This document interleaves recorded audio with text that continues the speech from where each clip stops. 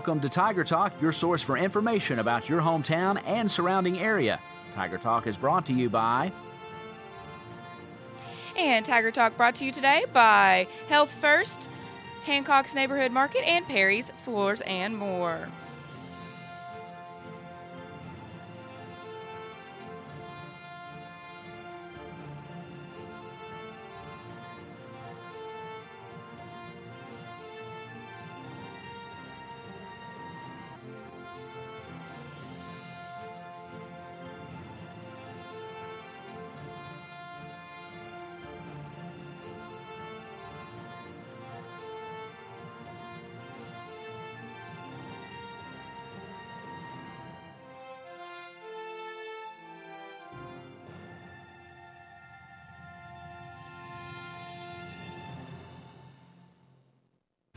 The doctor is in at Health First Community Health Center. Dr. Jamie Perry is ready to care for the community, providing primary care services at 1100 South Jefferson Street here in Princeton. Dr. Perry is accepting new patients and walk-ins are always welcome. At Health First Community Health Center, we are not just another doctor's office, we are your medical home. Call us toll-free at 1-877-667-7017.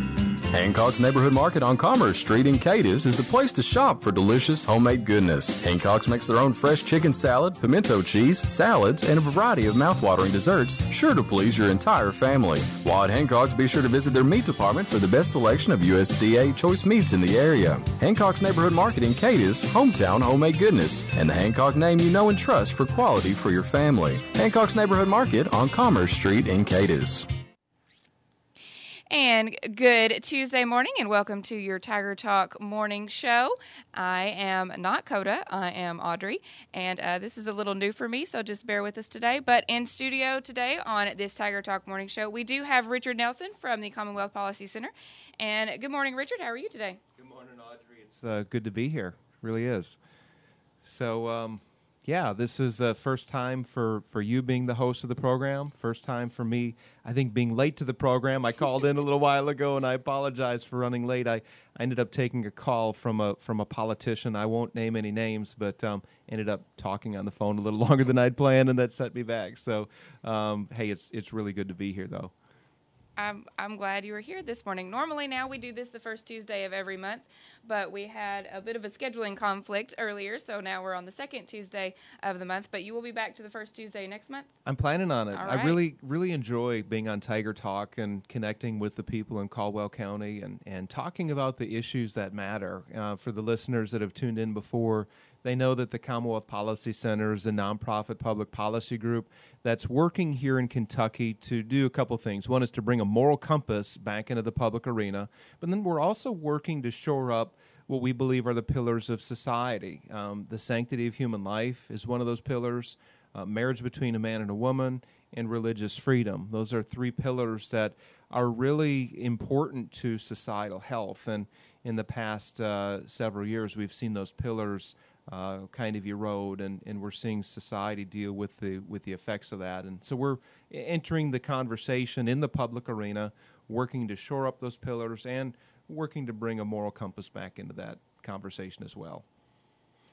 So there's a lot in the news, and you know, Audrey, one of the challenging things that we have whenever we talk about these issues, you're bound to step on toes, and we all have different opinions and different thoughts on these things.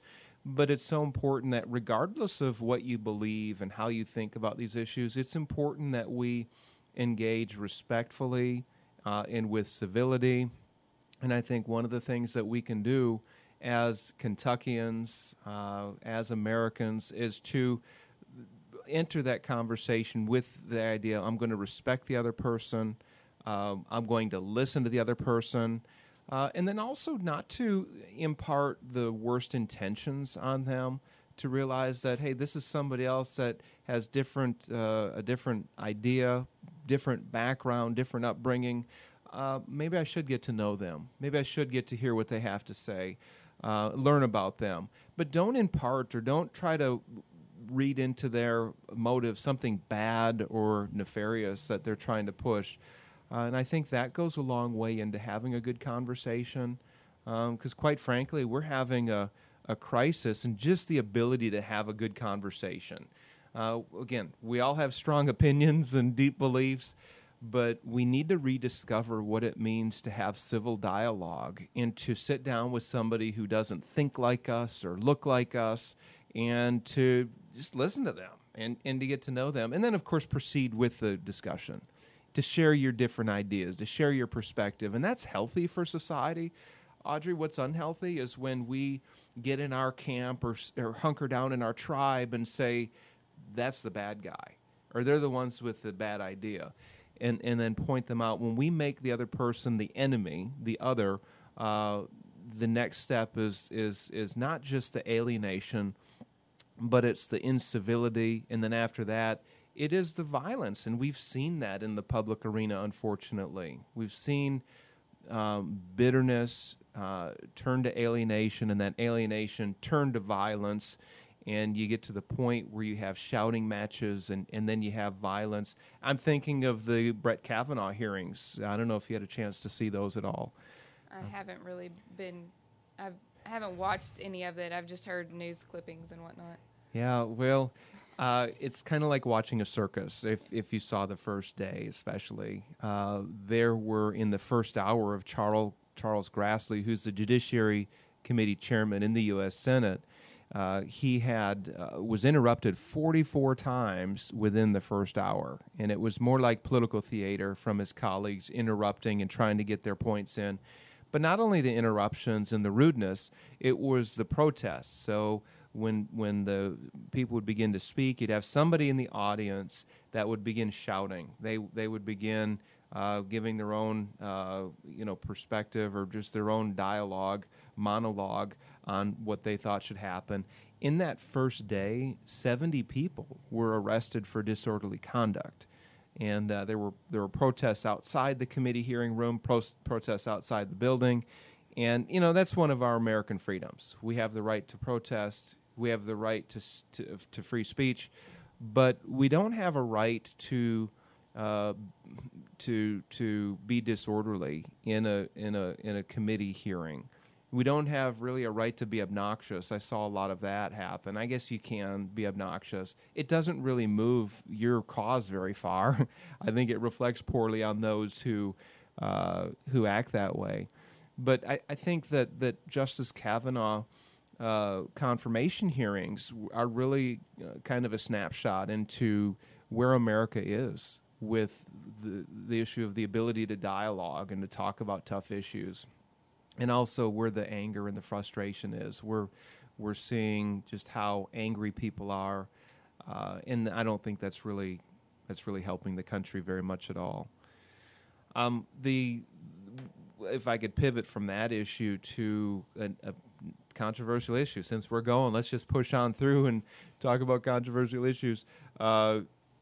Nike's ad campaign that was launched the other week has really created a controversy, and of course, if you're on social media or have seen some of the previews of the ad, it features Colin Kaepernick, a former NFL star quarterback for the 49ers, who a couple years ago in 2016 he was taking a knee when the national anthem was played, and that created a controversy. You had some players that began taking a knee.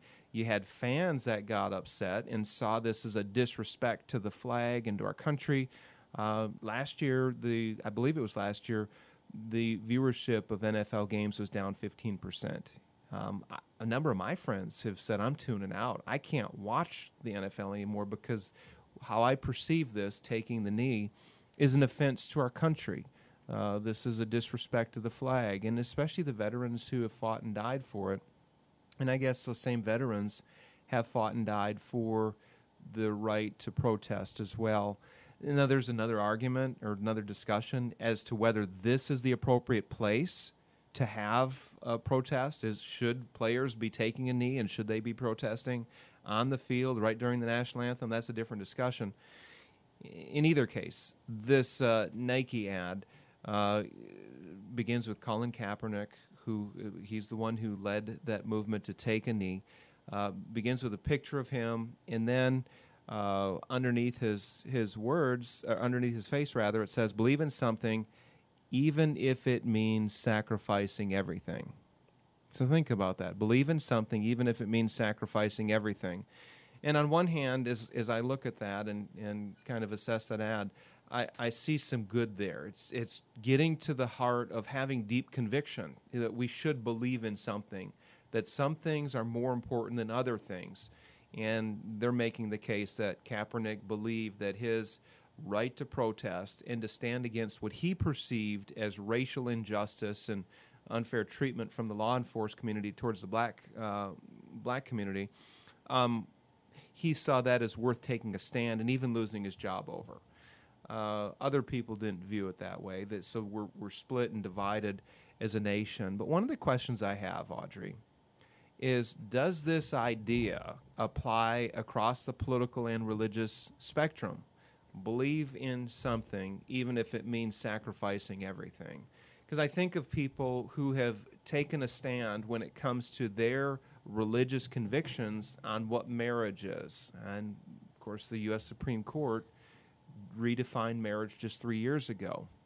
And there are conservatives who say, no, regardless of what the court says, marriage is between one man and one woman. And I don't want to be compelled or forced to violate my religious beliefs. And I think of people like Jack Phillips, the cake baker in Colorado, who said, I will serve anybody that comes in here. If you want to buy cupcakes or a cake off the shelf, I will sell that to you. But what Jack Phillips said he won't do is to use his creative talents to make a wedding cake to celebrate a gay marriage ceremony. That's where he drew the line.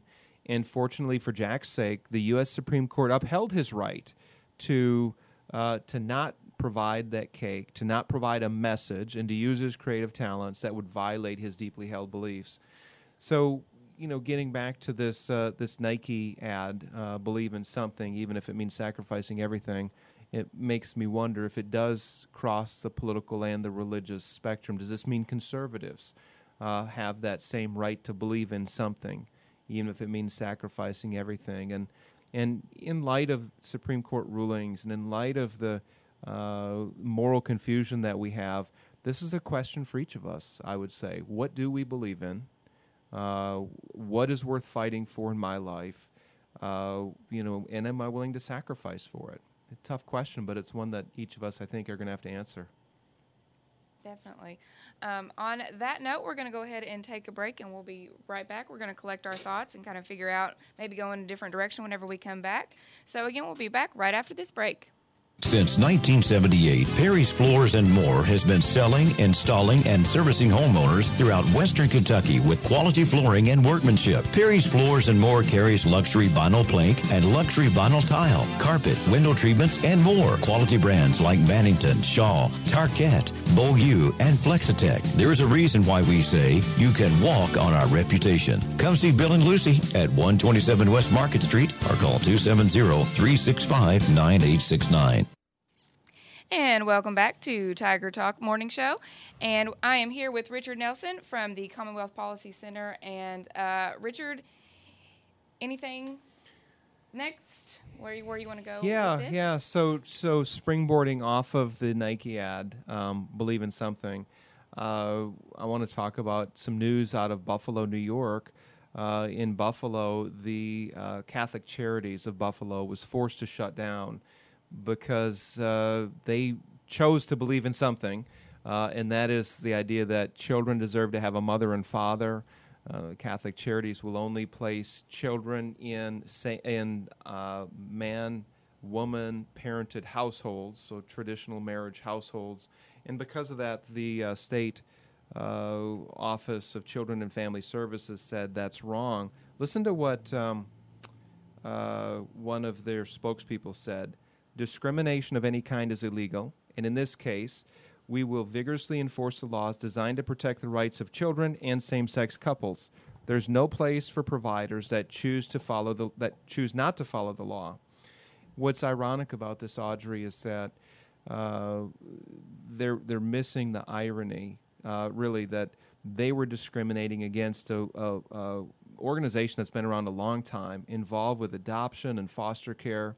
And their new view of what marriage should be has trumped this traditional view that's been there a long time, and their idea of tolerance is really been skewed.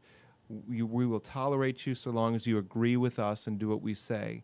But they did not afford Catholic Charities of Buffalo to do the ministry as they saw fit. So instead of being tolerant, instead of understanding that this is their religious conviction, which I don't know how we got here, by the way, that it's controversial now to place children in homes that have a mother and a father, a man and a woman. It's now controversial, and the state has come in, at least in New York, and they've said, you will either close your doors and no longer provide services to foster children or children in need, or you're going to jettison your beliefs. You're going to put your beliefs and your Catholic social teaching on the shelf, and you're going to do what we say now.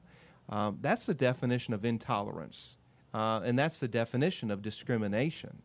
When you target a religious organization trying to do a ministry according to their convictions, that's the state overstepping its bounds and coming down on a religious organization and saying, you either do this or you're going to shut your doors. If you don't agree with us and our new understanding of marriage and human sexuality, you have no place in our society. My concern, and let's bring this to Kentucky, my concern is that this issue is going to come here at some point. In fact, it already is here, as Sunrise Children's Services, which is the oldest child placement agency in Kentucky, has been under fire because of their policies that have been guided by their biblical convictions of what marriage is and of what the boundaries for human sexuality are. And they have been under fire for doing that. There was an agreement that Governor Steve Beshear had with the ACLU when he was in office that said, we will don't have the lawsuit, and we're going to make the Sunrise Children's Services do this. Well, Governor Bevin recently announced that agreement is out the window. He's not going to abide by that, and which frees up essentially Sunrise Children's Services to do as they had planned to do under their convictions. So I think that's good news. This is an issue, Audrey, that's coming to us, the religious freedom issue for organizations and for individuals. And I think it's something that we're going to all have to, at some point, we're going to have to have a gut check and say, what do I believe and what am I going to fight for? What am I willing to sacrifice for? So, another issue that we have talked about quite a bit is the national motto. There's a bill in Frankfurt that would require the posting of the national motto, which of course is "In God We Trust," in all public schools in Kentucky in a prominent place. Brandon Reed is a state representative from LaRue County. I'm actually going to be up there tonight speaking to a group in his district. But Brandon said, it would be good for us to post the national motto in all of our public schools, whether it's at the front entrance or above the office area, wherever it might be. And he's gotten a lot of criticism for this. There has been criticism, mostly from the larger newspapers, larger media outlets in Kentucky, and they're saying that he's trying to impose his religion or his religious values. And I find this interesting because it's a national motto. This is something that Congress approved in 1956, and it really encapsulates an important American ideal. And the ideal is that God is central to our political idea, to our political compact. The Declaration acknowledges that we have a Creator who endows us with rights. The purpose of government is to secure our inalienable rights. And the national motto simply says, "In God we trust." If you have your wallet on you, you can take out a dollar bill or any of your money for that matter, and you'll see that the national motto is on there, "In God we trust." So this bill will come up in the 2019 General Assembly session. It's been pre-filed, and we'll see what happens. I should mention a word of caution, too, on this. Whenever you talk about God in the public arena, it's very easy to use God as a talking point or even as a battering ram to beat down somebody or somebody else's argument, and we need to be careful about that. God is not a tool, and he's not a battering ram, and if there ever is a politician that's trying to use God for his political gain, then we need to be cautious of that. So there is a fine line there. I don't think Brandon Reed is doing that, by the way. I don't think that's the purpose of this. I think the purpose is to try to remind kids of what our national motto is, and that God does have a place in the public arena. Brandon Reed points to the drug abuse rates. He points to suicide. He points to violence in the schools, and he says, you know what? Our kids need God in the schools, and we'll see where this goes. And I hope this, generates conversations too. So even if the bill doesn't pass, I'm hoping that people will have good conversations as to what is God's place in the schools? What is God's place in our culture? Should he even be on our money? Should we have in God we trust in our money? My hope is that we'll see people thoughtfully engage in these conversations, and we need that.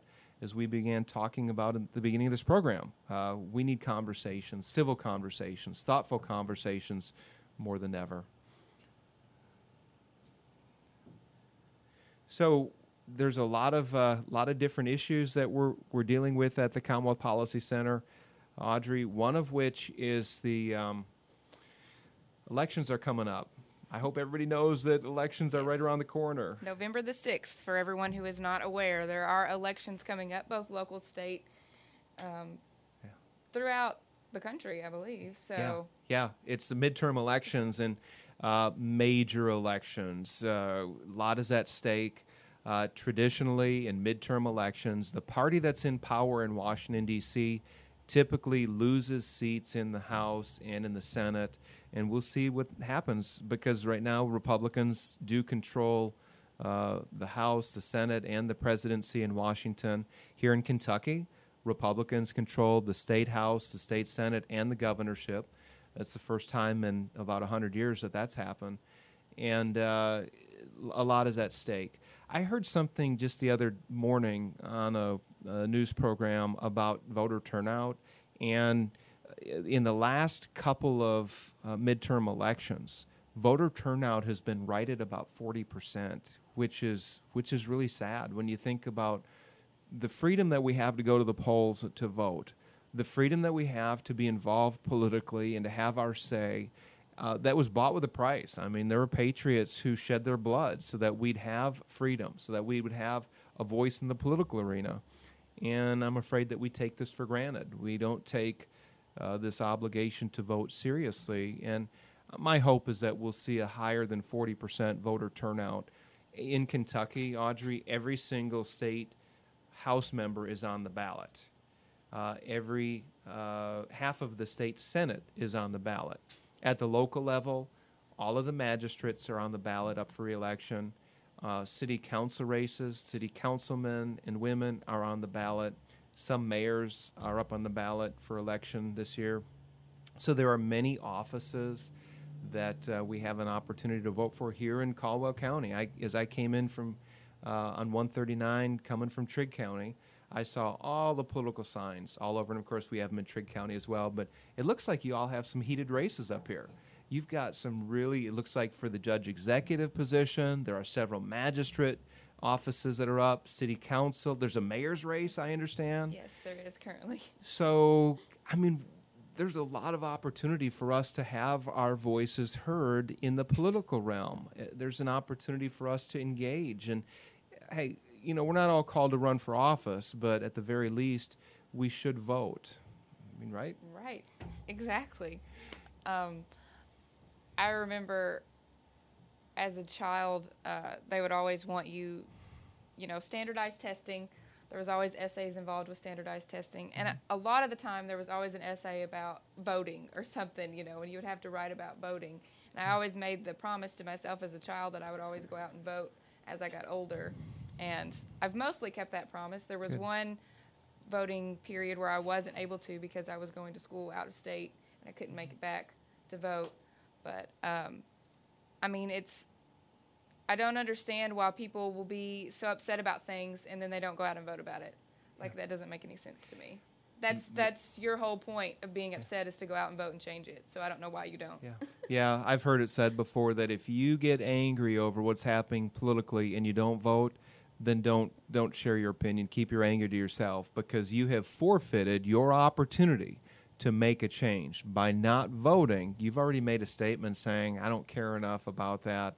And if you want to continue to grumble and complain, please don't do that. I've got a good friend of mine who, he and I do a regular radio program. He's a veteran. Was in the Army for about 10 years. And he has very, very low tolerance for people who complain about government and complain about their elected leaders, and yet they don't vote. He says, look, if you want to complain about these things and don't vote, don't complain to me, because they've not exercised that option for them to actually make a difference. Right. And that's what the ballot box is all about. It's for us to have our say, for us to make a difference, for us to hold elected leaders accountable. If we don't like the direction of our government, whether it's the county or the state government or federal government, we have a chance to have our voices be heard. And that's so important that we do that we don't take that for granted. And friends in the listening audience, please hear me. It doesn't matter what side of the political aisle you're on.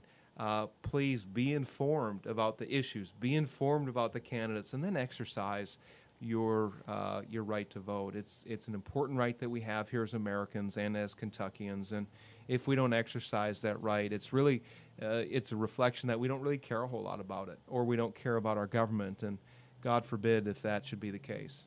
Right. All right. Well, it is about 8:40, and so we are going to take another quick break real fast, and we're going to come back and wrap up Tiger Talk for today. So we'll be right back. The doctor is in at Health First Community Health Center. Dr. Jamie Perry is ready to care for the community, providing primary care services at 1100 South Jefferson Street here in Princeton. Dr. Perry is accepting new patients, and walk-ins are always welcome. At Health First Community Health Center, we are not just another doctor's office, we are your medical home. Call us toll-free at 1-877-667-7017. Hancock's Neighborhood Market on Commerce Street in Cadiz is the place to shop for delicious homemade goodness. Hancock's makes their own fresh chicken salad, pimento cheese, salads, and a variety of mouth-watering desserts, sure to please your entire family. While at Hancock's, be sure to visit their meat department for the best selection of USDA choice meats in the area. Hancock's Neighborhood Market in Cadiz, hometown homemade goodness, and the Hancock name you know and trust for quality for your family. Hancock's Neighborhood Market on Commerce Street in Cadiz. All right, and we're back here at Tiger Talk. It is now about 8:41 on our Tuesday morning, and I have Richard Nelson here in studio with me. He is from the Commonwealth Policy Center here in Kentucky. And I think we were going to talk a little bit about, today is the 17th anniversary of 9/11, so if you wanted to give your thoughts and comments on that, go ahead. Yeah, 9/11, that was 17 years ago. As I came into Princeton this morning, I was listening to a radio program, I think it was ABC Radio, that had a montage of news reports on the morning of September 11th, and came across it as I was channel surfing, but I locked into that and listened to some of the voices of the news reporters and the early morning talk show hosts. And as I was listening, it took me back in time. I mean, I kind of froze, and there was a chill that went up my spine, literally. And it really transported me back to that moment when I was in my office in Cadiz working, and I had turned the news on or something, was listening to radio news, and they broke into it and reported what happened. I didn't think anything of it till I went out. We had some loggers on our property doing some logging. And one of the guys said, "Hey, I've got some bad news that a plane hit the Twin Towers," and he had a grim look on his face, and he said, "It doesn't look like it was an accident either. It looked like it was a terrorist attack." And got back in and listened to more of the radio, as I recall, and that was the end of my workday. I went into my wife and told her, and we listened to the news all day long. But just listening to the reports this morning brought back those feelings and the intense emotion of what happened on 9/11, and it was gripping to me. Some of the listeners remember where they were and how they felt that day. There are some listeners that might not be old enough to remember what happened on September the 11th, 2001, but that's a day that we should never forget.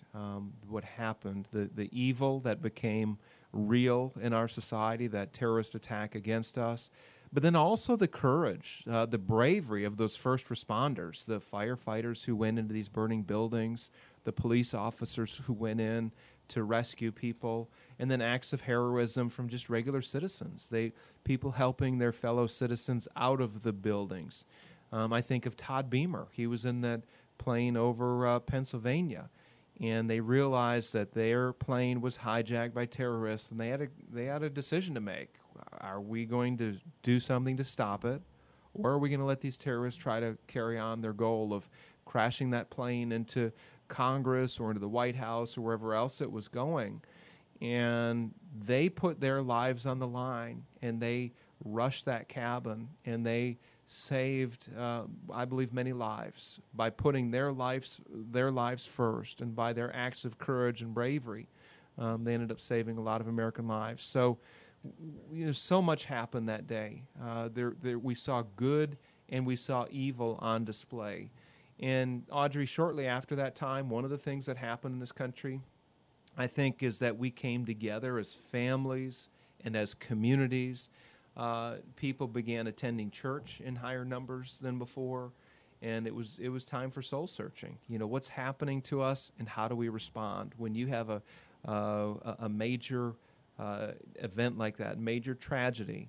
It forces us to do some soul searching, and even though it's been 17 years, there are still people struggling with that, still trying to search for what happened there, how do we respond, and it's a day that will forever, in my mind, be embedded, and it's really shaped a lot of my thinking, and I think for all of us, it's shaped how we think and respond to tragedy. Right, definitely. I know I'll always remember it. I was young at the time. I was in middle school, and I mean, especially when you're a child, it's something that shapes probably even more as your whole day, your whole thought process completely upended, and you're, watching, not knowing what the future is going to hold. As a child, you don't understand sometimes some of the things that happen, and I will probably always remember where I was, what I was doing, what the rest of the day was like, and it's just something that will live on forever. I mean, hopefully people won't forget. I know there are children now in high school, that will be graduating high school this year that were probably born after, that don't know anything about that day that changed completely everything. Yeah. So it's just kind of crazy to think about in a little bit. But I think it would be good if we just took a few moments of silence. Yeah. I hope all of our listeners will do that as well. Just take a few moments of silence. I know they did a wreath laying this morning out at our city hall. We have a 9/11 monument there, and they did a wreath laying this morning about 7:45, 7:46 or so. Yeah. So I think it'd be great if we take just a few minutes of some silence. Yeah, good.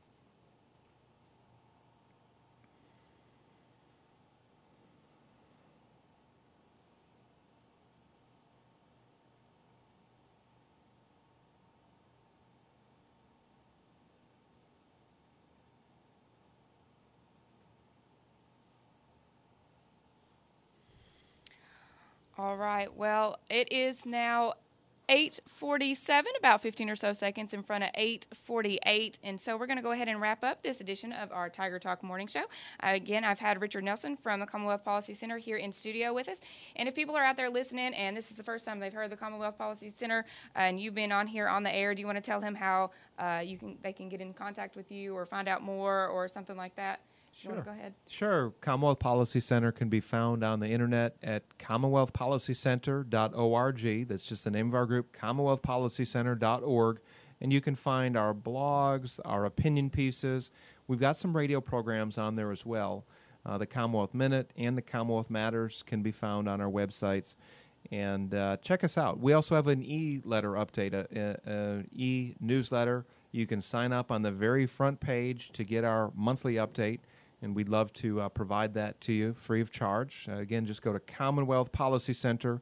And I want to encourage the listeners to be in prayer for our country, to be in prayer for those who are in office, those who are running for office, and be in prayer that civility would emerge, that respect would emerge as we engage in public dialogue, that we once again become a nation under God, a nation that respects moral boundaries, a nation that respects the rule of law, and that we can live peacefully as a people. So be in prayer, be proactive, and make sure you get out to vote, too. We'll be on the program before that election, but again, put it on your calendar, November the 6th, Tuesday, November the 6th. Be prepared to vote. And by the way, Commonwealth Policy Center will have resources for State House, Senate, and congressional races. You can find there coming up soon. We plan to release those probably next week. So go to CommonwealthPolicyCenter.org. All right, and just a reminder to our listeners, we do air their Commonwealth Policy Minute and Commonwealth Matters. We air the Policy Minute every morning right before our 6:30 news. So if you're up early in the morning, you can catch that. And then I believe we do the Commonwealth Matters sometime during our Sunday programming, Sunday block of programming. I'm not sure exactly. I think it's either 9 or 9:30 in the morning. Something like that, early morning on Sundays. So you can definitely tune in for that. And I probably should have said this earlier, just a bit of a disclaimer. We are a radio station, just trying to get this out there. In no way does this mean WPKY is under this. Not really good with disclaimers. I'm sorry. Not really, Doesn't represent or endorse the views of CPC. Right. Is that what you're... Yeah, there we go.